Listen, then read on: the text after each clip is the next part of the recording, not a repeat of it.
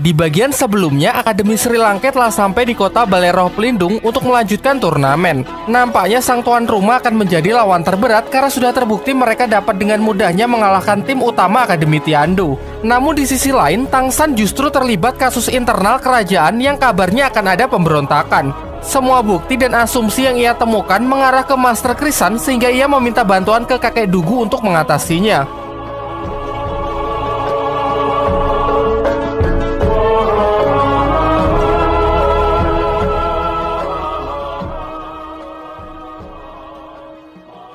Meskipun kalah jumlah dengan pertarungan 3 lawan 1, terbukti kekuatan Master Krisan masih mampu mengimbangi mereka.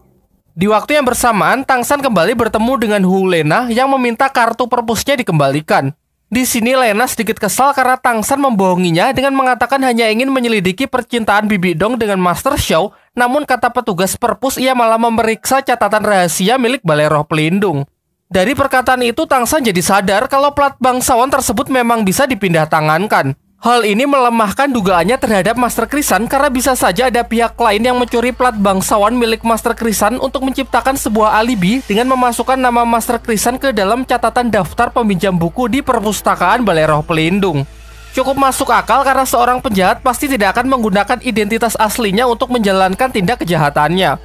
Singkatnya, Hu Lena menyiratkan mungkin saja Master Hantulah yang meminjam plat milik Master Krisan, mengingat ia merupakan orang terdekatnya.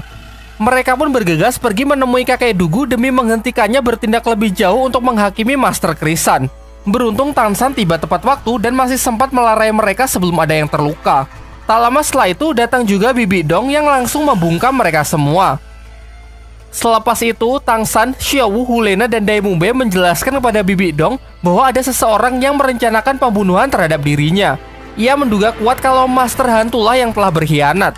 Namun Bibi Dong terlihat sama sekali tidak terkejut mendengar penjelasan itu. Ternyata ia sudah tahu lebih dulu dan sengaja membiarkan rencana tersebut tetap berjalan demi mengumpulkan orang-orang yang ingin membunuhnya. Di sini ia malah salfok dengan Xiaowu dan mengatakan kalau ia sangat tertarik dengan Xiaowu. Ketimbang info pembunuhan tersebut, ia justru lebih terkejut dengan Tang San yang bisa berteleport menggunakan bunga di ruangan Master Krisan karena alat itu sudah diprogram sehingga hanya bisa digunakan oleh dirinya, Master Krisan, dan siluman roh saja. Pembicaraan pun ditutup dengan Bibi Dong yang menjamin bahwa seluruh tim akademi yang menghilang semuanya masih hidup dan akan dilepaskan setelah turnamen berakhir.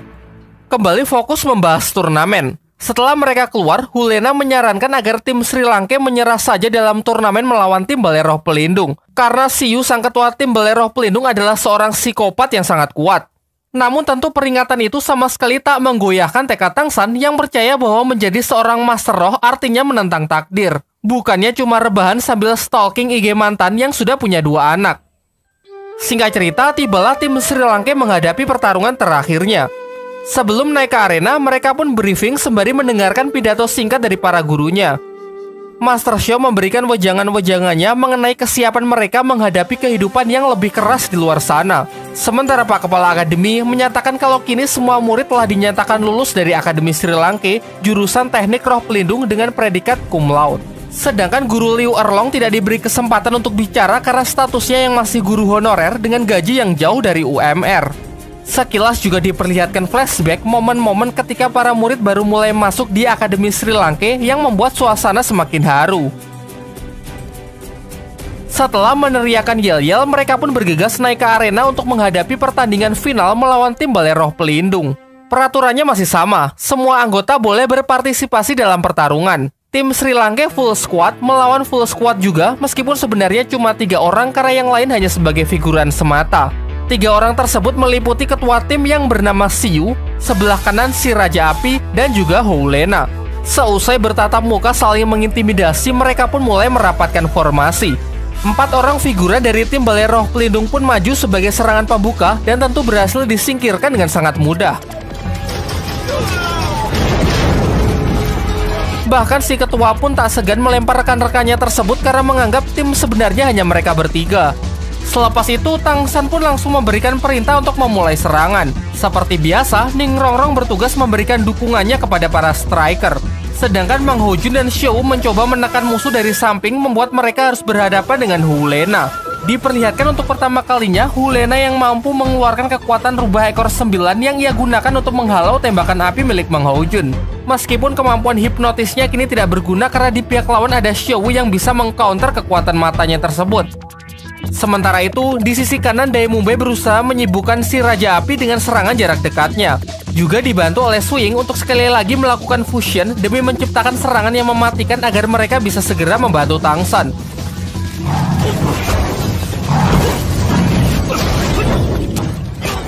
Dan benar saja, dalam strategi ini Tang San bertugas untuk menahan sang ketua tim Balai Roh Pelindung. Terlihat Xiu tinggal seorang diri yang langsung mengeluarkan senjatanya berupa belati bulan sabit ganda yang mampu ia kendalikan dari jarak jauh untuk menyerang Tang San.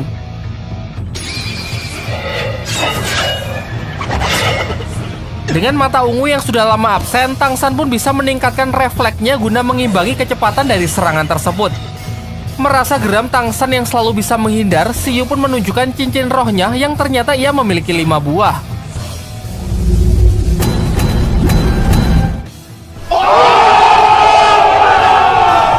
Bahkan satu di antaranya adalah cincin roh berusia puluhan ribu tahun. Sebuah bakat yang luar biasa mengingat usianya yang masih tergolong muda. Ia juga menjelaskan kalau setiap naik tingkat ia tak pernah mendapatkan teknik roh baru, karena kekuatannya hanya berfokus pada penambahan ketajaman dan kecepatan belatinya saja. Serangan pun kembali ia lancarkan dengan jumlah dan kecepatan yang jauh lebih meningkat.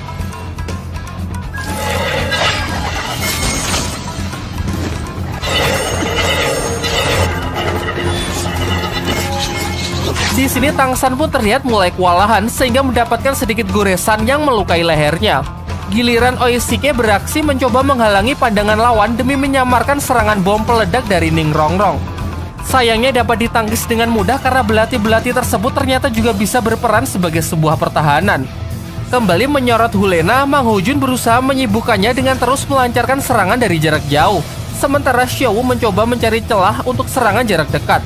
Sampai akhirnya Xiaowu berteleport menuju si Raja Api yang sepertinya lupa kalau ini adalah pertarungan tim. Serangan keju tersebut melemparnya keluar arena yang tanpa jeda langsung kena last hit dari Mang Houjun. Ternyata dari awal Mang Houjun hanya digunakan sebagai umpan. Tujuan mereka sebenarnya adalah ingin bersatu mengalahkan si Raja Api terlebih dahulu. Kini selain Tang San, tim Sri Lanka pun segera merapat untuk mengepung Hulena. Meskipun ia telah menelan kekuatan siluman roh puluhan ribu tahun sebagai cincin roh keempatnya, namun nampaknya 1 versus 6 bukanlah sesuatu yang adil dalam suatu pertempuran. Dan benar saja, sesaat ia lengah dan nyaris menerima ultimate dari Xiaowu.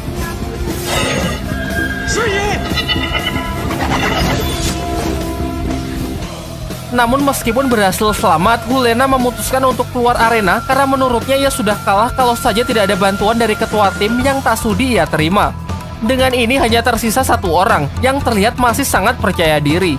Ia pun memperbesar belati bulannya untuk menjatuhkan satu persatu anggota tim Sri Lanka.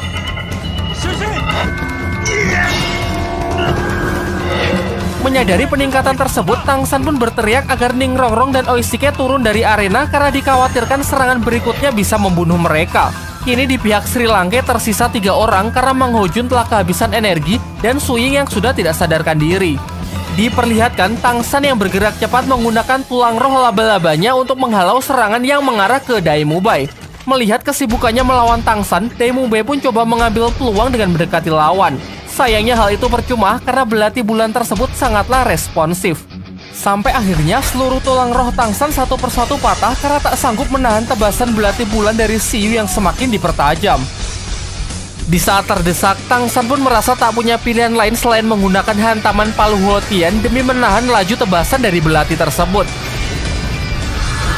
Xiu yang sempat terkejut membuka pertahanannya sendiri sehingga Tang San mendapatkan kesempatan emas untuk menggerakkan sebuah pecahan tulang roh yang berserakan sebagai langkah sekakmat.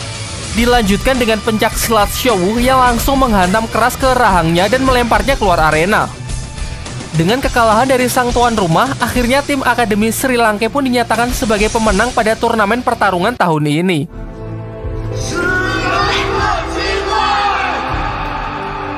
Singkat cerita, Bibi Dong pun turun dari singgasananya dan berjalan menuju arena untuk menyerahkan hadiah kepada tim yang juara. Namun tiba-tiba Master Hantu dalang dibalik perencanaan pembunuhan Bibi Dong muncul dan langsung mencoba menyerang pemimpin Balai Roh Pelindung tersebut.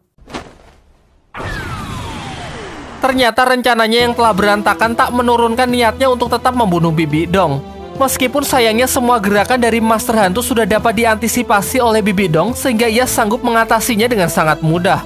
Begitu pula dengan beberapa Master Roh yang telah ia siapkan juga everything under control bagi Bibi Dong. Kalau sudah begini, ia cuma bisa ngebacot dan mengungkapkan alasan dibalik pemberontakannya. Ia tahu kalau Bibi Dong lah orang yang telah membunuh pemimpin Balai Roh sebelumnya. Sedangkan Master Hou Tian yang dituduh sebagai pelakunya, sebenarnya di perang besar beliau hanya membuatnya terluka parah saja. Setelah mengetahui fakta itu, Master Hantu terus mengumpulkan sekutu dan orang-orang yang juga loyal terhadap pemimpin pertama untuk merencanakan pembalasan dendam. Singkatnya, kita diperlihatkan kekuatan Bibi Dong yang begitu overpower. Tanpa usaha yang keras, ia mampu meringkus semua pemberontak tersebut.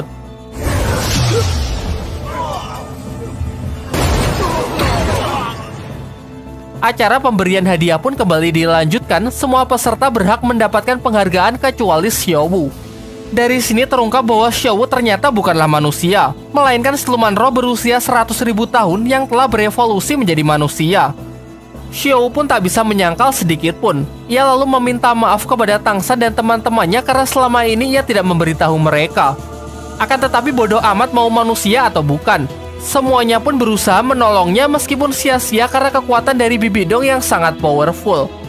Ia lalu kembali memperjelas bahwa semuanya akan ia lepaskan kecuali Xiao yang ingin ia jadikan sebagai pelengkap koleksinya. Tang San yang berusaha melawan pun nyaris ia bunuh. Namun tiba-tiba serangannya bisa dihentikan oleh sebuah hantaman keras dari Palu Hou Tian. Dan sudah jelas hal ini menandakan kemunculan dari Tang Hao, ayah dari Tang San yang sudah tidak bisa menahan diri lagi melihat putranya benar-benar dalam bahaya. Dengan statusnya yang dikatakan sebagai Master Roh terkuat di dunia dahulu, hanya dengan sekali serangan ia sanggup memukul mundur Bibi Dong yang membuat semuanya sangat terkejut.